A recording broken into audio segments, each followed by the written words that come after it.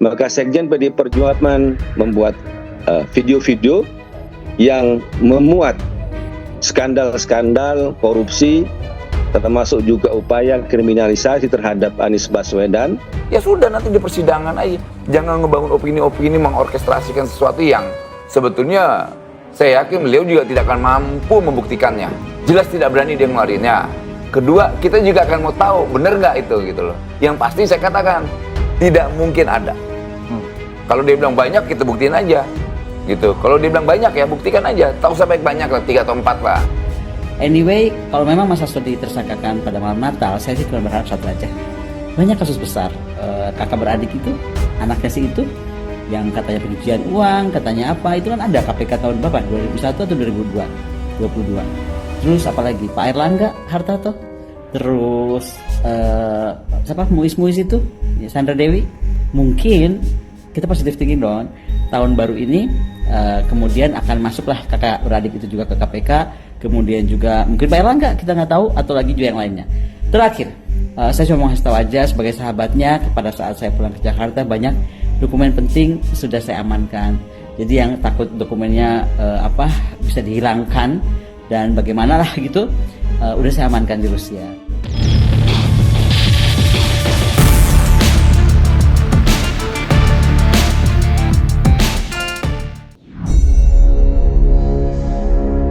Sekretaris Jenderal DPP PDIP Hasto Kristianto tampaknya sudah mengantisipasi dia bakal ditersangkakan dan dia juga tidak mau sendirian masuk penjara. Dalam bahasa yang lain, ini Hasto sudah menyiapkan amunisi untuk menghadapi pertempuran yang diperkirakan akan berdarah-darah dalam tanda petik antara dia dengan mantan kader, mantan petugas partainya, yakni Jokowi dan keluarganya. Selain Hasto sudah menyiapkan puluhan video berupa dugaan tidak pidana korupsi lengkap dengan alat-alat buktinya ini yang disebutnya dugaan korupsi terhadap sejumlah petinggi negara, sebagaimana dikatakan oleh juru bicara PDIP Guntur Romli. Hasto ternyata juga mengambil langkah, saudara, mengamankan dokumen yang tidak kalah mematikan berkaitan dengan korupsi ini dan dititipkannya kepada sahabatnya Koni Rahakundini yang kini bermukim di Rusia.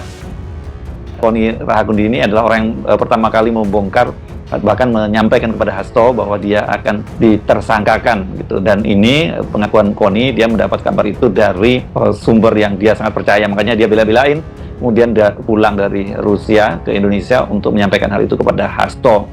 Koni menyampaikan pengakuannya itu bahwa dia menyimpan dokumen rahasia dan penting milik Hasto. Ini kata dia untuk langkah antisipasi, dia sudah mencatatkan dokumen-dokumen itu ke notaris di Rusia. Dan yang menarik adalah Mas Hasto sudah membuat puluhan video. Itu adalah yang tadi disampaikan itu yang pertama, akan ada lanjutan puluhan video yang juga di situ akan membongkar dugaan keterlibatan petinggi-petinggi negara kasus korupsi. Dan ini video-video nanti itu kalau diliris akan menggemparkan, akan mengubah peta pemberantasan korupsi, opini publik, dan luar biasa karena yang akan disebut nama-namanya dan bukti-buktinya nanti sungguh mencengangkan. Dan saya sudah menonton beberapa video tersebut dengan bukti-bukti yang sudah ada.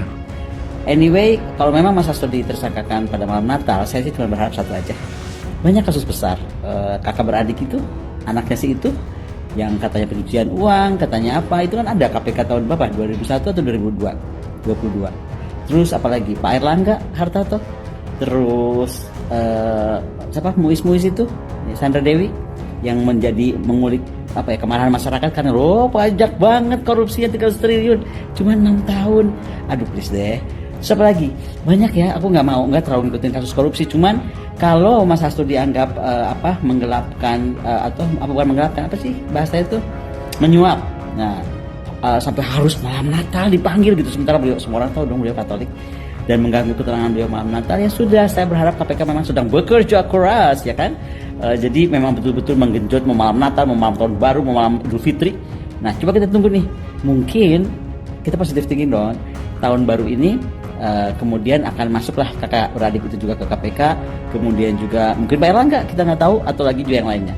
Terakhir, tentang Mas Hasto, nggak tahu ya, belajar pengalaman dari Pak Kusnadi yang tiba-tiba ada yang direbut apalah dari handphone atau buku catatan PDIP atau apapun. Saya cuma mau kasih tahu aja sebagai sahabatnya, pada saat saya pulang ke Jakarta banyak Dokumen penting sudah saya amankan. Jadi yang takut dokumennya bisa dihilangkan dan bagaimana lah gitu, udah saya amankan di Rusia. Jadi pada saat saya pulang ke Indonesia, saya dititipi beberapa dokumen penting dan sudah saya amankan dan saya sudah notariskan di Rusia ini. Ya bisa saja itu jadi bom waktu, kita lihat aja. Sebagai sahabat saya hanya membantu Mas Hasto sebatas yang saya mampu, dan tetap aja ya buat saya Indonesia itu tanah air saya. Saya itu rakyat bukan siapa-siapa dan saya nggak terima aja. Banyak hal yang saya bilang betul-betul ada semacam ada desain gitu ya. Kalau saya boleh ngomong toh, saya yang kasih tahu di Akbar Faisal bahwa saya sudah di warning, Mas Hasto kalau terlalu keras akan di KPK-kan. Omongan saya nggak salah kan? Meskipun para cacing cau bilang Bukono itu tukang fitnah, Bukono itu tukang gosip. Benar nggak tapi yang saya ngomong? Sih. Jadi begitu ya kawan-kawan. Bye. Jadi inilah yang menjadi alasan-alasan pertimbangan bahwa menurut Sekjen PDI Perjuangan ini bukan kasus hukum tapi lebih kepada kasus politik, dan sebagai perlawanan karena ini temanya adalah pemberantasan korupsi, maka Sekjen PDI Perjuangan membuat video-video yang memuat skandal-skandal korupsi, termasuk juga upaya kriminalisasi terhadap Anies Baswedan. Dan kalau kita bicara soal Watergate, berarti itu adalah penyalahgunaan kekuasaan, menggunakan hukum untuk membunuh karakter politik, lawan politik. Dia bilang ada bukti-bukti besar dan lain-lainnya. Malah nanti blunder buat dia. Nanti ketika nanti penegak hukum bilang mana bukti-buktinya, kalau dia nggak bisa buktiin gimana? Jadi yakin tidak ada ya video-video yang mengaitkan dengan Pak Jokowi? 1.000.000% nggak ada tuh. Oke. Nah 1.000.000% juga kita tuntut supaya itu ada. Supaya dibuktikan. Iya dong, jangan maksudnya gini, jangan lempar-lempar bola panas yang akhirnya tidak bisa bertanggungjawabkan. Ya. Kalau kayak saya dari dulu kan saya buktiin terus. Apa yang saya sampaikan saya buktiin terus. Jangan-jangan apa yang menjadi kegundahan Mas Hasto ini, kegelisahan dia yang nggak bisa tidur ketika menjadi TSK. Sebetulnya kan mungkin ada doa-doa orang yang dulu dizalimi beliau. Akhirnya doa itu sekarang berjalan. Ya sudah, jangan dikait-kaitkan problem politik dia dengan politik gitu loh. Ya sudah, ini kasus hukumnya, fokus aja di situ. Buktikan bahwa dia tidak melakukan itu. Dan penegak hukum juga sedang melakukan pembuktiannya juga kan. Ya sudah, nanti di persidangan aja. Jangan ngebangun opini-opini mengorkestrasikan sesuatu yang sebetulnya saya yakin beliau juga tidak akan mampu membuktikannya. Berarti tidak ada kekhawatiran ya kalau video-video itu diungkap ke publik ya? Pertama, jelas tidak berani dia ngeluarinnya. Kedua, kita juga akan mau tahu benar nggak itu gitu loh. Yang pasti saya katakan tidak mungkin ada. Kalau dia bilang banyak, kita buktiin aja. Gitu. Kalau dia bilang banyak ya buktikan aja. Tahu sampai banyak lah, 3 atau 4 lah. Menurut saya itu ucapan dari orang yang merasa terancam atau panik karena akan mendapatkan yang Anda sebut sebagai serangan balik. Tapi bagi kami ini merupakan upaya perlawanan ketika kasus atas nama korupsi ini disalahgunakan untuk kasus politik. KPK baru melakukan penggeledahan terhadap kantor BI dan sudah menetapkan 2 orang tersangka, tapi kemudian tiba-tiba diralat karena disebut dari yang disebut tersangka itu terkait dengan politisi yang sampai saat ini masih ada dalam lingkaran kekuasaan. Kemudian juga kasus-kasus korupsi yang lain yang melibatkan kerugian negara yang disebut dengan triliunan, miliaran. Ada fakta pengadilan yang menyebutkan di situ ada Blok Medan, ada nama Bobby yang disebut di situ. Kemudian juga laporan pengaduan saudara Ubaidillah Badrun terhadap dugaan korupsi, ya nepotisme terhadap nama-nama yang disebut keluarga Jokowi seperti Gibran dan juga Kaisang. Sampai saat ini tidak ada tindak lanjut dari KPK. Sementara untuk kasus penetapan tersangka Hasto Kristianto, Ketua KPK tidak menyebut di situ berapa sih nilai kerugian negara. Karena kalau disebut di situ ada uang, itu ada uang 600 juta yang merupakan penyuapan dari Harun Masiku kepada Wahyu Setiawan yang tidak ada sama sekali dari Hasto Kristianto.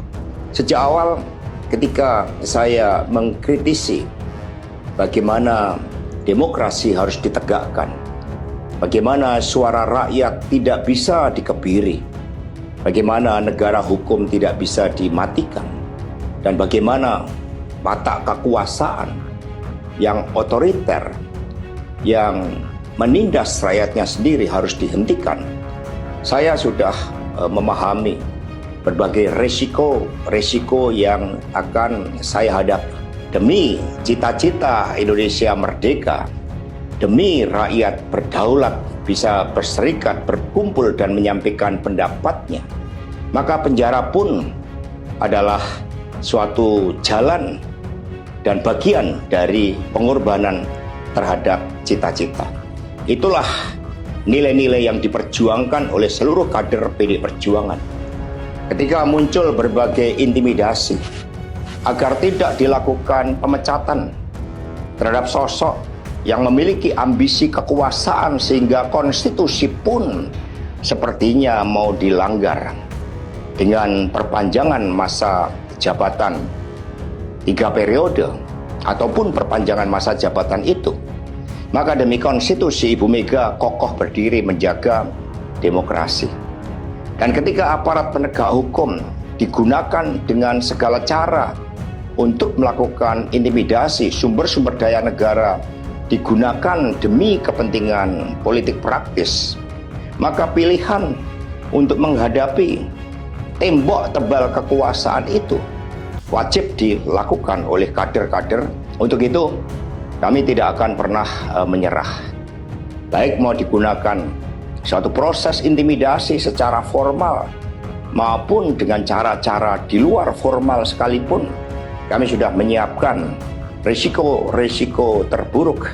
Karena sebagaimana dilakukan oleh Bung Karno, masuk penjara adalah bagian dari pengorbanan cita-cita. Untuk itu, jangan pernah takut menyuarakan